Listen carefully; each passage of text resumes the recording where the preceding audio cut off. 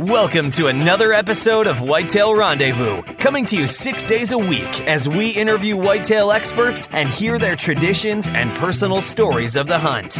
Learn more about the latest gear, discover proven tips, and the latest strategies so you can make your next hunt a success. Now here's your host, Bruce Hutchin.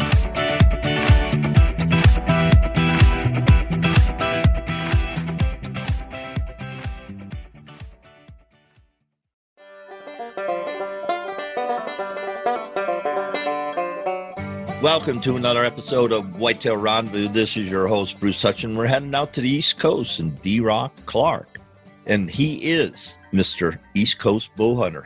DRock, welcome to the show. Hey, thanks for having me. Glad to be on, Bruce. Yeah, I'm excited because you guys are killing it, and you got a great podcast, and you have some super guests, and I'm just glad we can just kick back and kind of talk shop between two podcasters. Hell yeah, I'm looking forward to it myself. Like I said, I'm humbled that you reached out to come on the show. And first and foremost, happy 49th anniversary. That's a milestone that not everyone gets to see, and I hope one day I get to do the same. Well, my wife's a saint. I guess that's what I'll say. And it was probably my biggest post yet on Instagram. I've had hundreds of people, just say, hey, props and congrats and, yeah, that's awesome. And all that. And so, yeah, it's fun. And I got quite a wife because she's allowed me to live my passion, which is hunting and fishing, for 49 years. And so I'm a blessed man. That's for darn sure. Yeah, those are hard to find. So God bless to you. Cheers. Cheers. So let's start about you. Give me the backstory of East Coast Bowhunter, why you guys cranked it up.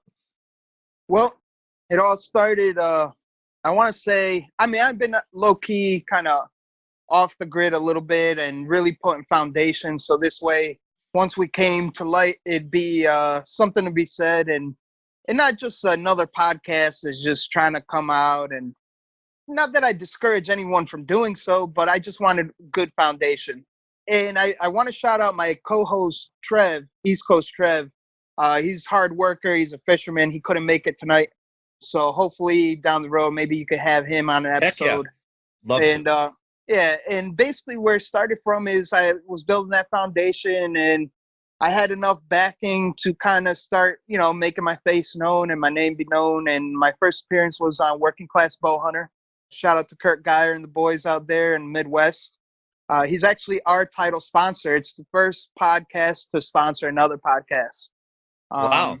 Yeah, it was pretty cool. He's definitely my best friend, and he's been a big help for the kind of startup of things. But back to it is once I figured I had enough foundation, I kind of scouted Connecticut for people this time, not whitetail, and to get the right representatives out of the East Coast to join the podcast. And I bumped into Trev, East Coast Trev, at a New England show. And he had a booth with CT Bowhunting at the time. We're going back not that long ago. We just started the podcast September 2018. And opening day, actually. And a few months prior at the show, it was February 2018, ran into Trev. And I'm like, listen, you guys should start a podcast. Because he had great foundation, great following to represent not just Connecticut, but the whole East Coast. And one thing led to another, and we're not even a year in, and our most recent episode featured Sue Aikens from Life Below Zero on Nat Geo.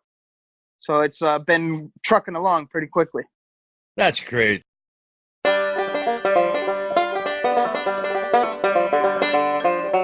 Announcing the North American introduction to Gumley USA, the best European handmade rubber knee boot. They are now available to all whitetail hunters via GumleyUSA.com. What makes Gumley boots world class? 1, comfort, 2, durability, and 3, quality. Go to www.GumleyUSA.com and order your pair today. You'll get free shipping if you use promo code WR2019.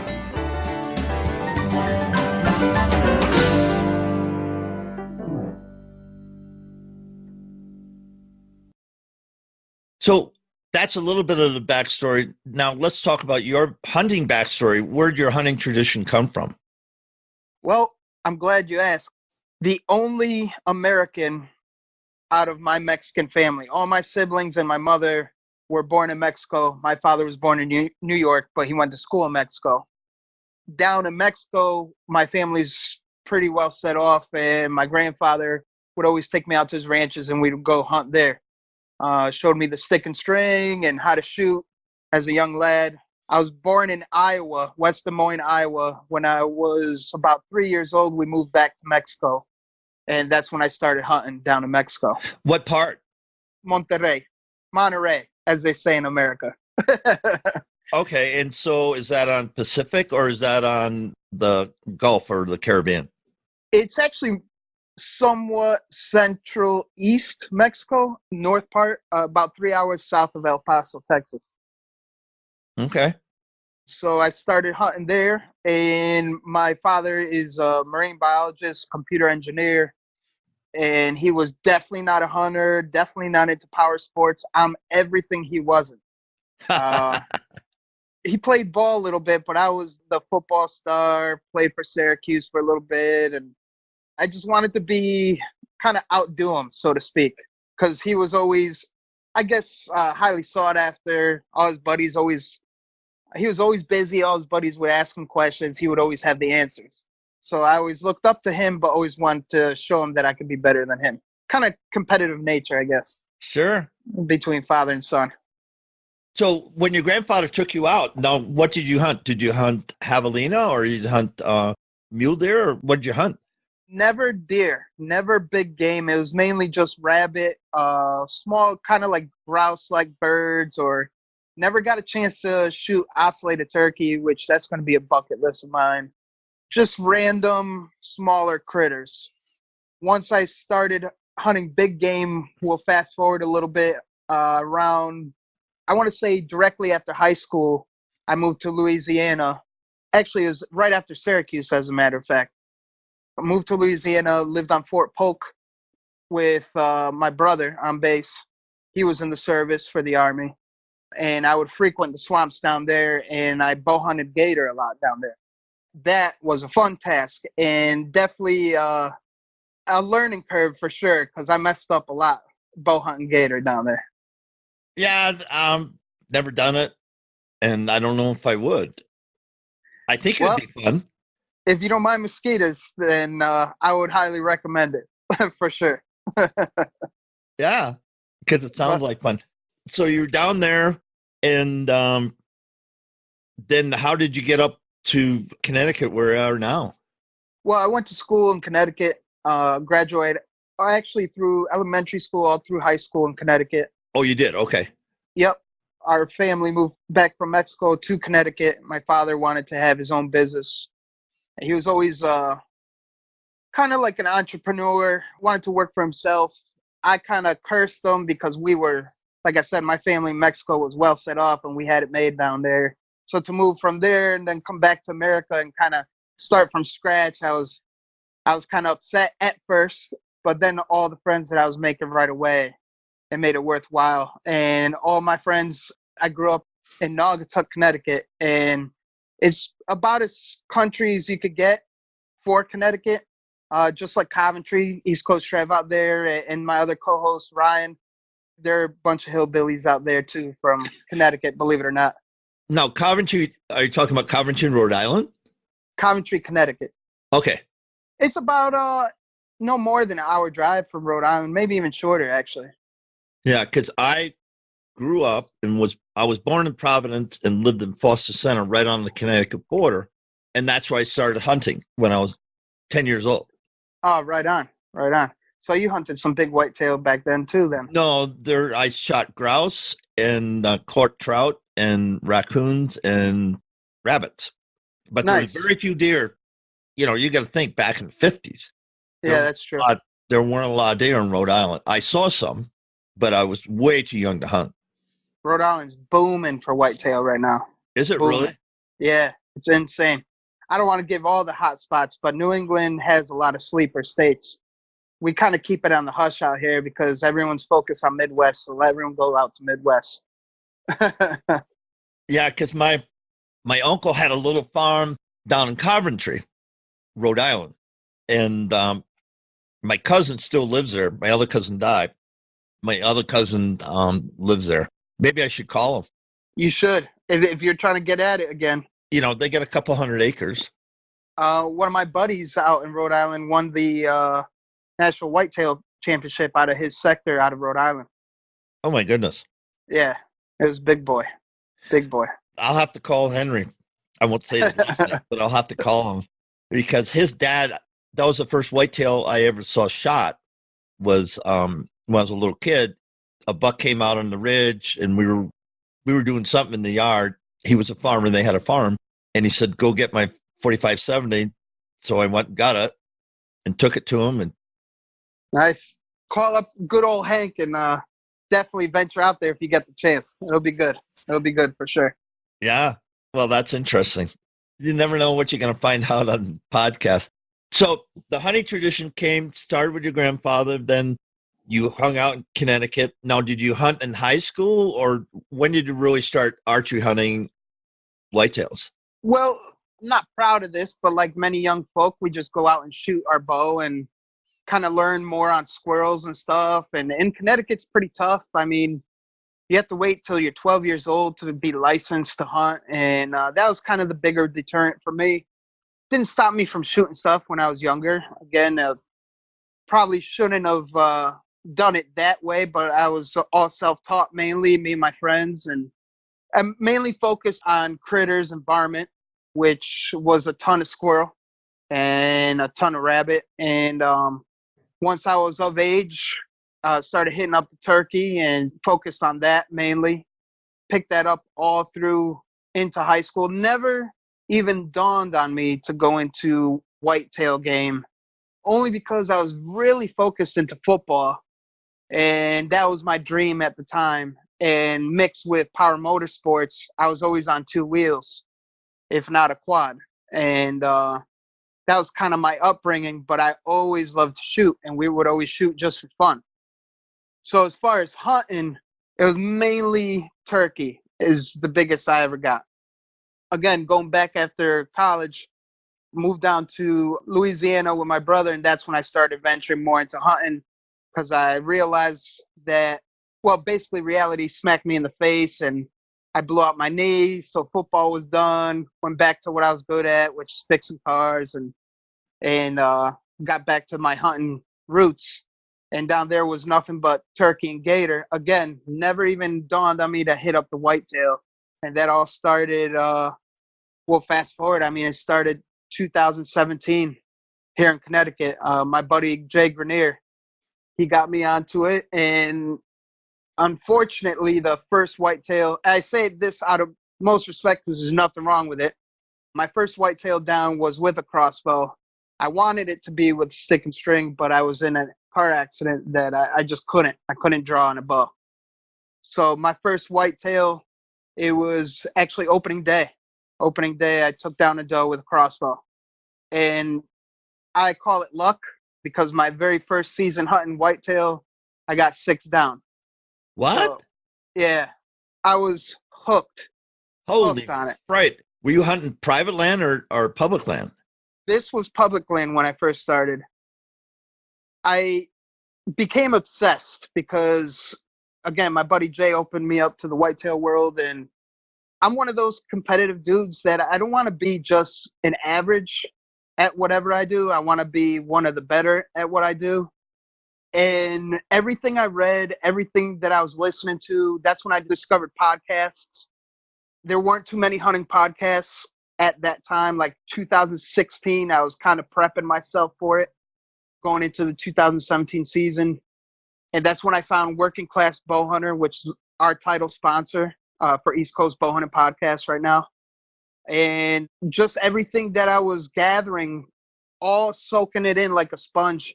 You know, all different kinds of podcasts, the Hunting Beast, Deer Hunter podcast. I mean, all that I could reach out to, I was listening to them just to gain different perspective and different kind of knowledge. Reading every magazine, every article that I could get my hands on, and I was hooked. It was a big rabbit hole. And I just did my homework during turkey season of 2017 and really kind of focused my vision on deer, but slayed birds at the same time. And it was all public land at first, so I set myself up to the high traffic area, and I told myself, I'm not going to wait for a big buck or trophy buck. My mentality when I first got going into it is, if it's brown, it's down.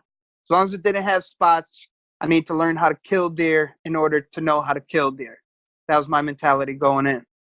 And opening day, sure enough, we camped out the night before. We did some scouting on the trail cams that I had set up, and got fortunate enough, took down a doe opening day with a crossbow. Now, were you out of ground blind or a hang on? Climber, actually. Okay. To this day, I use a climber only.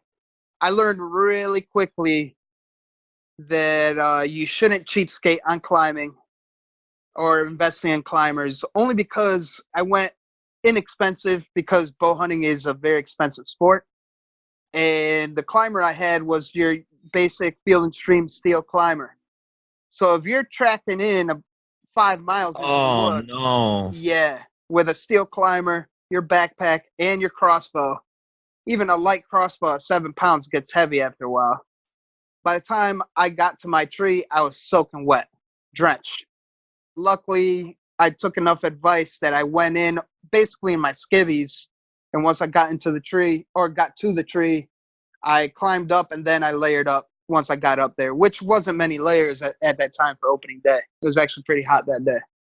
But that was lesson learned. By the end of the first season, I got my hands on a Lone Wolf Assault climber, which was a night and day difference. Night and day.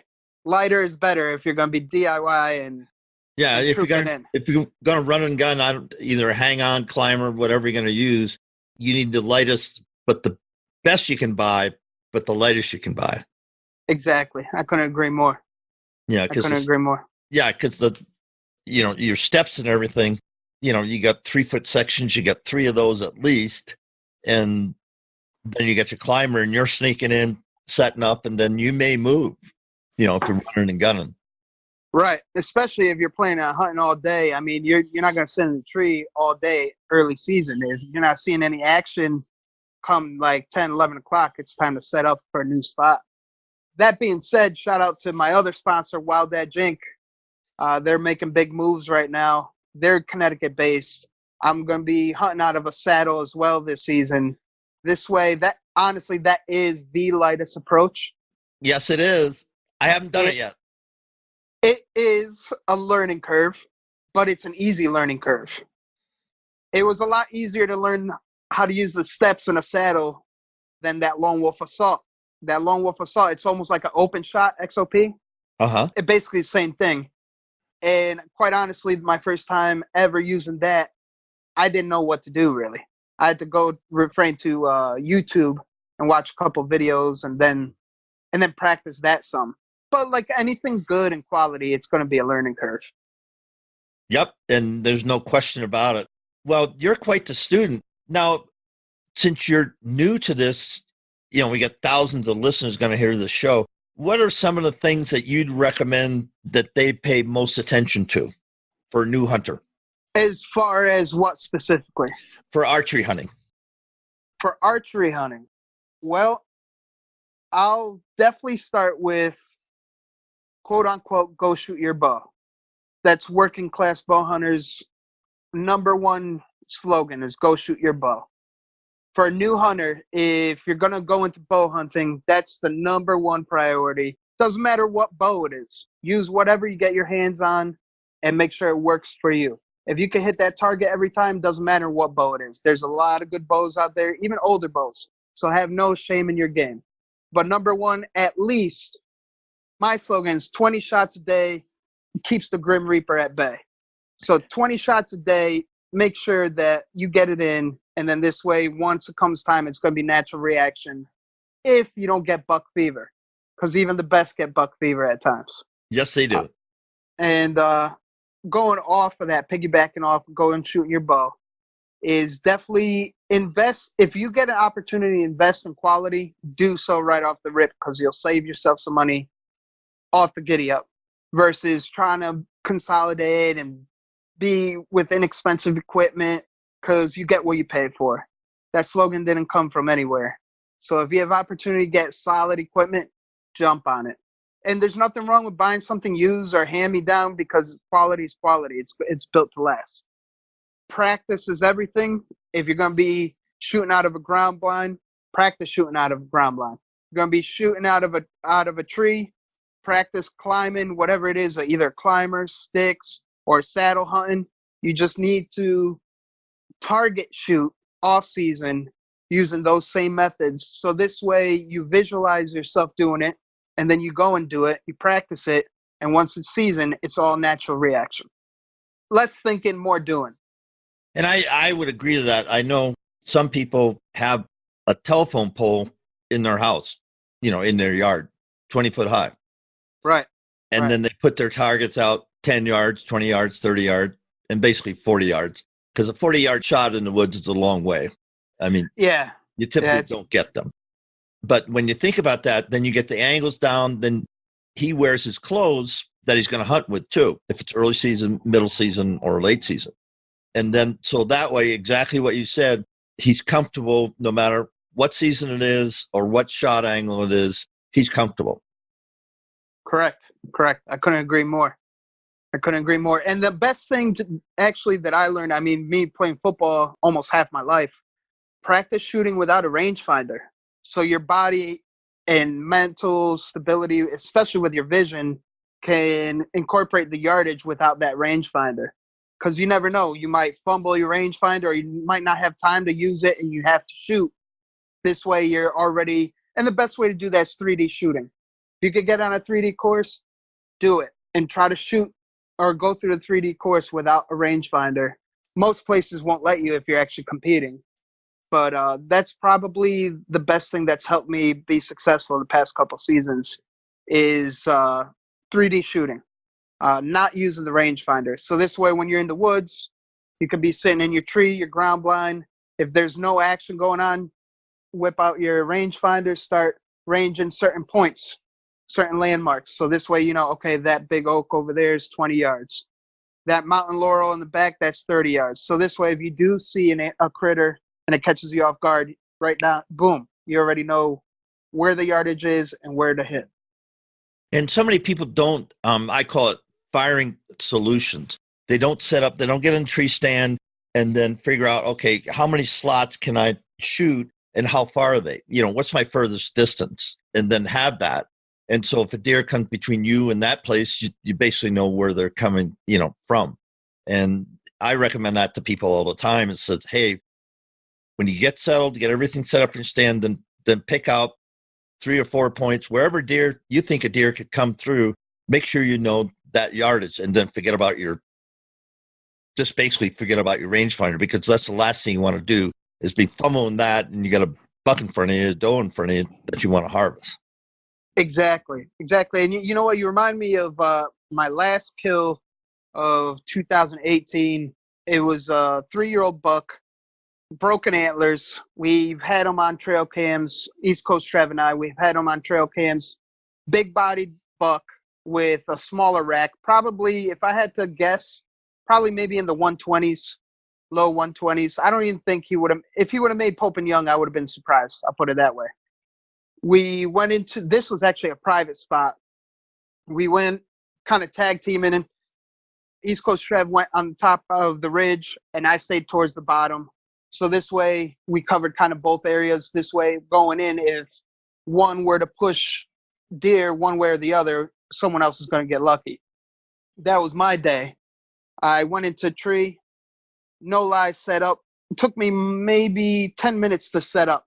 Climbed up the tree, set up the sign. Before I did that, I actually made a quick mock scrape and laid down some estrus scent to guide him into a nice shooting lane. And I was hoping for the best, obviously, like every hunt. Nothing's a sure deal. You just try to best your odds. And after about 10 minutes of setting up, I sat down and kind of gathered myself for cool down. So this way, kind of reduce scent odor, scent elimination, and kind of calm down the sweat. And I always take my time The best advice for a new bow hunter is take your time climbing your tree if you're going to hunt out of a tree. There's no rush. Make sure you get in there early enough and you take your time. Less sweat is better. So I got up there in about 10 minutes, set up, put my bow down, didn't even have my arrow knocked, and I hear rustling coming off the ridge. I'm like, what the hell? So I look up, and sure enough, it's this buck just racing down, and he caught wind of the estrus. He had nose up, and he came racing down and stopped at the mock scrape. And it was all one motion. He had his head down, and he was quartering away, so there's no way he could see my motion. And just all one motion, it seemed like forever, but grabbed my arrow out of the quiver, knocked it, drew it back, and he just followed that little estrus trail right to the window, and I smacked him. It was all a matter of 12 minutes. I text message East Coast Trev. I'm like, buck down. He's like, you're kidding me. He's like, I didn't even get to the top of the ridge. I'm like, I think you might have pushed him out. And sure enough, where he came out was maybe, I want to say 40 yards from his tree. So that buck probably got spooked and then caught wind of the estrus and just shot down. Two good reasons for him to just bustle down. And it was his last day. But a good day for the both of us. This is it. This is day 3 of the Founders Launch for Deer Hunting Institute. At 12 p.m. today, the doors will close. The cart will close on Deer Hunting Institute Founders. It won't be offered again, folks. So if you want to be part of the founding membership of Deer Hunting Institute, you better sign up now. Go to deerhuntinginstitute.com/founders-invitation to sign up now. What's so special about Deer Hunting Institute? It was created to help you become a smarter deer hunter. Each month you will have many opportunities to access whitetail hunting tips and techniques from some of the best hunters in North America. As a founder's bonus, you will receive a 13-module deer hunting course. It is loaded with information about deer hunting, no matter if you're a beginner, seasonal, or 365 hunter. Again, doors closed. The cart is closing at 12 p.m. today. So go to deerhuntinginstitute.com/founders-invitation and become a founding member of Deer Hunting Institute now. Now, do you process your own meat? Oh, yeah. East Coast Trev, he's got Trev's Euros in Connecticut. He's one of the higher competitor Euromount taxidermists in Connecticut. And so he's no stranger to processing. And that was my biggest thing going into big game hunting. Always hunting. I always wanted to process my own meat. And I'm working class. I'm blue collar. So quite honestly, to give my harvest to someone else to process it for me and pay them to do it, it just didn't seem feasible. Not going to happen. Nah. And especially, you don't know what you're really getting after they chop it down. Like, yeah, it's your deer, but how much did he throw out? I mean, I use absolutely everything. I'm a big fan of Ranella, Meat Eater, and the Meat Eater podcast. Had the pleasure of meeting him out in Idaho, and he does it right, man. Recently I made deer heart tacos for the family, and the kids loved it. I use everything, man. Everything. You ever have I know you've had Rocky Mountain oysters before, Rocky right? Mountain oysters, yes, sir. So you've had White Plains oysters too, then? No, I have never done that. Yeah, I mean, we use everything in our household. Absolutely everything. Now, how do you prepare them? I do half boil them, and then I smoke the crap out of them. And then once they're smoked, I actually stick them in the oven at high temperature to crisp the outside. And you know what? With the amount of garlic and a little bit of pepper on it, you wouldn't even know what you're eating. It's delicious.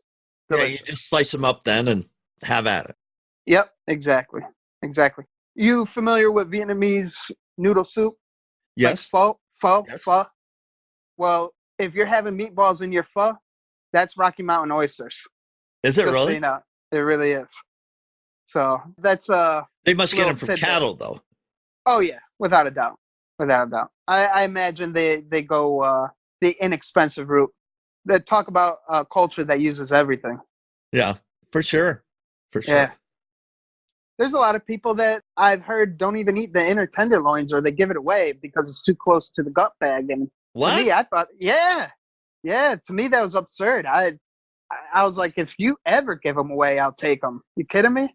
That's my very first deer, as a matter of fact. I mean, that's the first meal I have off that deer. Right. I shoot the deer, hang the deer, rip them out, and then I don't age them or anything. They just go in the cast iron skillet with whatever we're cooking with them, onions and, and then we just cook them up and have some wine, have some beer, Jack Daniels, whatever.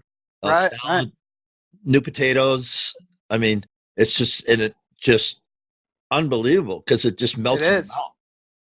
It's so unbelievable. You don't even need a knife to clean them out. You could just rip them out with your hands. Yeah. It's crazy. It's funny. I'm one of the crazier ones out of my hunting group, not because of my nature. It's just, I guess, my instincts and the way I was brought up. I saw a lot growing up, especially with, my grandfather having a ranch and stuff, just processing stuff. It's just like any kid growing up in a farm, basically. My very first deer that I took down, my friend's like, well, it's tradition to take a bite out of the heart out of your first deer. I'm like, no, I didn't know that. They're like, well, have at it. They were kind of being condescending and kind of joshing me, but I took it serious because in my culture, that's actually what we do. When we go on hunts, that's what you do. You take down your animal, and me personally, I actually say a quick prayer before opening it up. Thank God for the opportunity and the soul. And then I become one with the harvest by taking a bite out of the heart. And when I did that, all their jaws just dropped. Because in Connecticut, I guess I don't know about anywhere else, but in Connecticut, that was like a big, like, whoa, he just really did that. Oh, yeah. And my grandson, his first whitetail, I took the heart and I said, okay, take a bite. And he did. And then I put the blood on his face and everything. Awesome. And so, yeah, it was. I mean, it's a rite of passage, actually. It's a hunting tradition. It's a rite of passage. And we lose some of those things. And, he'll never forget that. That's for sure. Heck yeah. It's a beautiful thing, man. It really is. So where's your show going to go? What do you want it to become? Well, I don't want to talk about it too much because it is in the works of a lot bigger things. And it was just dumb luck again, just like my deer seasons, I want to say. Luck has everything to do with hunting. I strongly believe that. It's sort of like gambling. You put yourself in the best position for the best odds. And you just kind of hope for the best. And right now, I didn't foresee the show to grow so rapidly. But I definitely foresaw the show being where it was, just not this quickly, if that makes any sense. Sure. My goals, as well as Trev's, is to be on a platform where it's more visual. I definitely don't want to ever lose the audio end of it, and we'll always have that because that's our bread and butter. But we've had 2 opportunities to progress into that realm. That's as far as I could go with it. Sure. Because of disclosures and whatnot. Whatever. It's good. It's all good. Yeah. And you know what? It's East Coast Trev. He actually kind of, when I told him that I turned down a deal, he kind of, at first, he was like, what? And was kind of, he wasn't abrasive. What's the word I'm looking for? He was kind of like let down and couldn't believe that I turned down a deal. And I explained to him why. It's like, we're too new in the scene to just pop out of nowhere. And I want to build that foundation. And I don't want to be that guy that people tune into and be like, oh, well, he just knew the right people. It's like, oh, no. We earned every step of the way. A lot of people don't know the hard work that we actually do behind the scenes because we talk a good game and that's part of it. I mean, you know it, Bruce. Having a podcast, you got to be a good talker. Oh, yeah. Yep, and there's a lot of behind the scenes that people don't understand. And the team is everything. So if you have people helping you out, that's awesome. If you don't, Bruce, then I tip my hats off to you because to be a one-man team, quite honestly, without Trev, I don't think we would have grown as rapidly because he's He's a commercial fisherman. He works about half the year, and then he's laid off for all of deer season. And Does he go up beginning to of turkey Alaska, or is he fishing out of Massachusetts? Where does he fish? the whole coast of New England, mainly like Cape Cod area or Rhode Island, off of Rhode Island coast. Is he fishing for tuna, bluefins? Everything. This dude is a monster in the water. That's his passion. He loves hunting. Don't get me wrong. He loves smacking deer and smacking turkeys. He had a hell of a turkey season. He tagged out on private land with a bow. I encouraged him not to take out the boomstick this year and really focus on the bow. And man, was he successful. But his passion lies with fish. He's an awesome fisherman. And we're actually going to take it to the next level this season. So keep a lookout for us bow fishing some irregular species. We'll be teeter-tottering on the lines of legal, but we always do ethically. Just go have fun. Just go.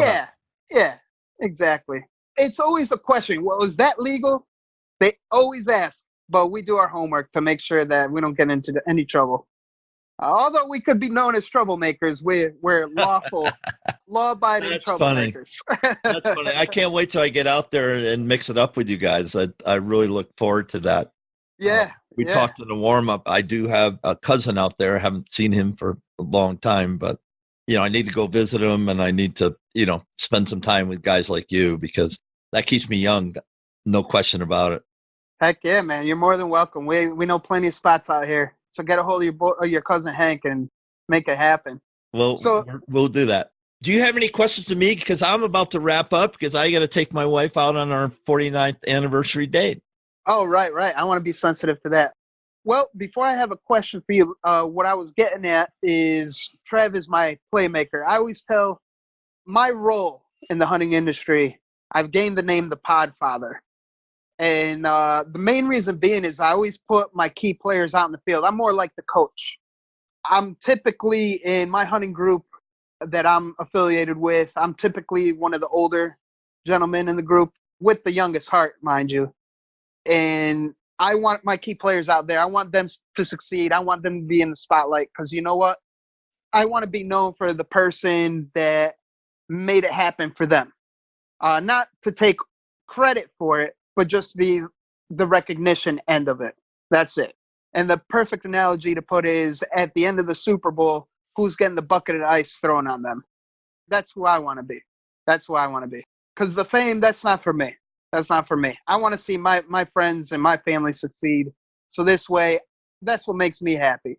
So Trev is my playmaker. Brian, my other co-hoster, he's another playmaker. The Modern Assassin out of Maryland.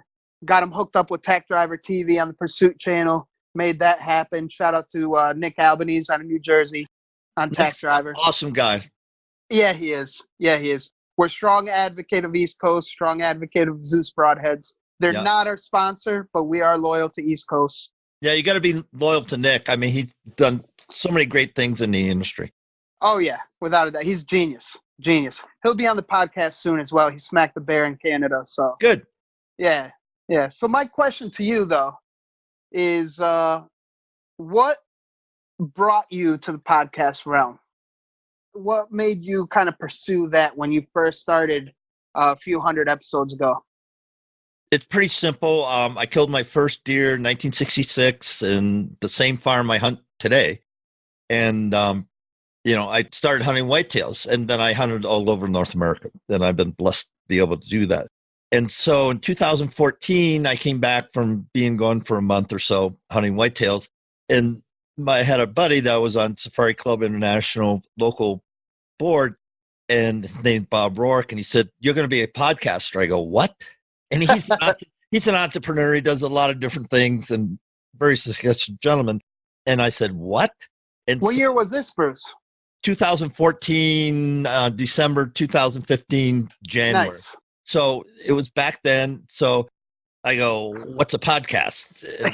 You got to go back to that. There's gazillion podcasts, but when I started, there wasn't that. So in March 15th, it said, "You got to have a website. You got to have a hosting company. Got to have, editing. I got to have an Adobe. I got to have all this stuff," because I did it all. I mean, wow. He was there supporting me, but that was it. And so he's been my sponsor the whole time. And so I just started, and he made a deal with me and said, in order to do this, basically to sponsor you, I want 100 podcasts in 100 days. Nice. There you go. Oh, and I knew nothing. So I did it. That's awesome. I got 100 podcasts in 100 days, launched August 31st, 2015. I'm over 600. Today I'm over 600 guests. You'll be, I don't know what number. And then I'm just a number now. Yeah, it's just I used to, will we get 2,000 downloads today or 50 or 10 or none? You just don't know. But anyway, and so the whole love, and you can see behind me, that's the prettiest deer I ever shot. So that's why he's up there. Young deer, 6-inch, 8-inch brow tines, and that's why I shot him. Shot him with a muzzleloader in Iowa. And, I've always been a whitetail hunter, and I've hunted them, Canadian provinces, and I haven't killed a whitetail in New England yet. And that's, as we talked about, I grew up in Foster Center, Rhode Island. And so, it's the passion, and it's meeting people like you and asking the questions and having conversations and then sharing the hunting tradition. And see, that's what the genius behind podcasting. It's because we get people out, they talk about it, but then we share. There's snippets, and somebody listens to my podcast, your podcast, doesn't matter. They're going to pick up these little nuggets and they'll become a better deer hunter. And I think if you're a hunter and have a hunting community, then most times you're a better person. And you care about your community, care about your family, and you care about being a conservationist. And I won't even get into that part of my life. But, I've done a lot in the name of conservation. And so you throw all that in, and why the heck wouldn't I do this? Why wouldn't I do this? It makes sense.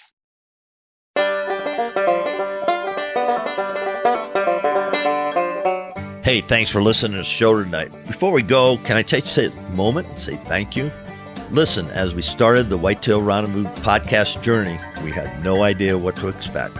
But after 4 years, we received a ton of feedback from our over 400,000 listeners and climbing to 500,000. Speaking of which, we are now closing in on over 600 featured guests. Thank you. And a quick shout out to all those who have left an iTunes review and your feedback. I get those and really appreciate it. And it's awesome to see what you have to say, and we do read every single one of them. And I just want you to know that I am incredibly grateful for your kind words regarding the show. And all of the ratings and reviews help us attract more listeners. And if you're one of those new listeners, welcome. Great to have you.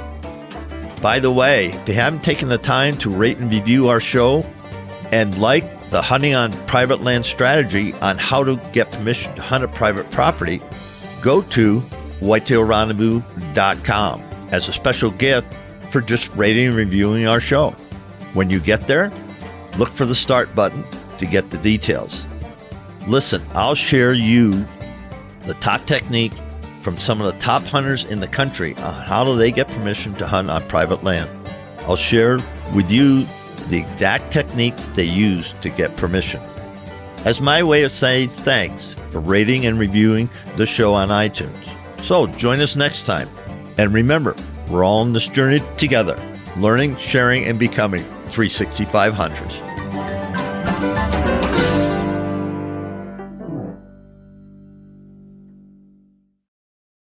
Everything happens for a reason, and I strongly Correct. believe in that. Anyone that believes, unless you're atheist and you don't believe in diddly squat, I mean, everyone believes in something. Well, you best believe that everything happens for a reason. Yeah, it does. Just like, us talking and connecting. And, I just think of the hundreds and hundreds of people that I've connected with. I would never have had a conversation.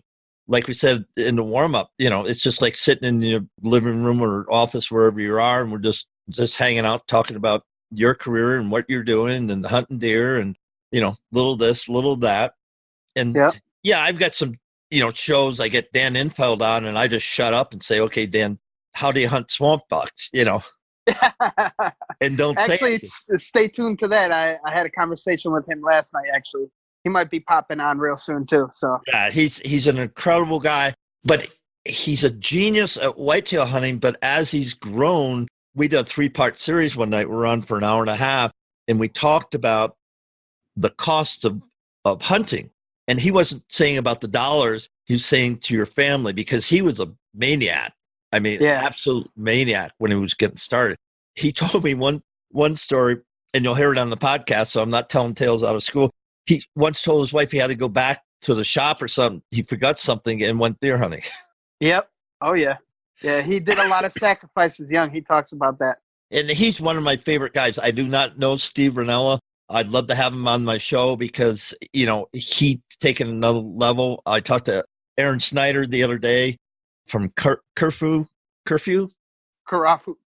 yeah. Yeah, Karafu up here in Colorado. He's going to be on the show. He just left for British Columbia hunting bear, but he's going to be on the show. And just you meet these guys. Aaron Snyder, I mean, a traditional archer, you know, that travels and has built his whole life and his career around hunting. With his buddy Brian Broderick, shout out to him, Day 6 Gear. Yep. Yeah. And so you think of these people, and yeah, there's some luminaries and some A-listers, but then there's some people that are basically on nobody's radar. And, you know, we just love it. Yeah. That's the best part about it is the podcast realm, you really get smacked in the face with the people you should be talking to. And that's why I do it, man. And the best part is if I could help someone out, even like having Jana Waller on recently from Skullbound TV, that's probably one of the biggest conservation supporters out there. And that's why she does it out there in Montana. And she's just killing it. And I was able to help her out to push her message just through podcasting. And quite honestly, if it wasn't for the podcast, would I have met her? Nope. Probably not.